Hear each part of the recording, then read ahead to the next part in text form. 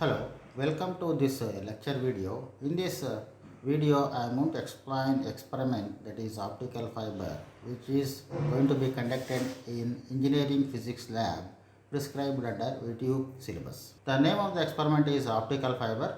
Aim is determination of acceptance angle and numerical aperture of the optical fiber.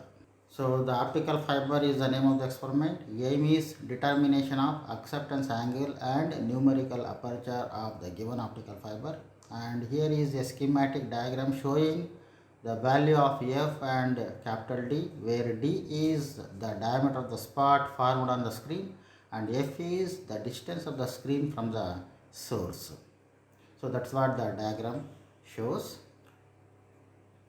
And in this picture you can look at the spot formed on the screen, and hence you can able to measure the diameter of the spot.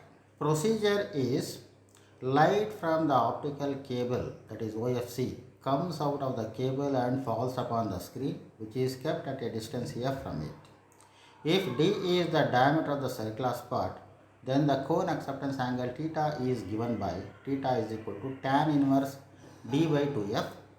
The numerical aperture Na of the optical fiber is calculated as Na is equal to sin theta. The experiment is repeated by increasing the diameter of the spot in equal steps, and the corresponding value of F will be recorded. So this is what about the experiment. And this is the tabular column that we are using.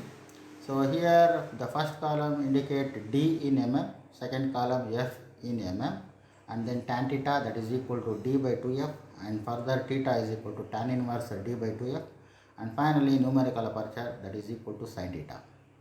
So in the beginning we are going to start the experiment by setting the diameter of the spot is equal to 8 mm formed on the screen, and the corresponding value of F will be recorded, and hence the value of tan theta is given by D by 2F. Finally theta will be recorded, and hence the numerical aperture also be calculated.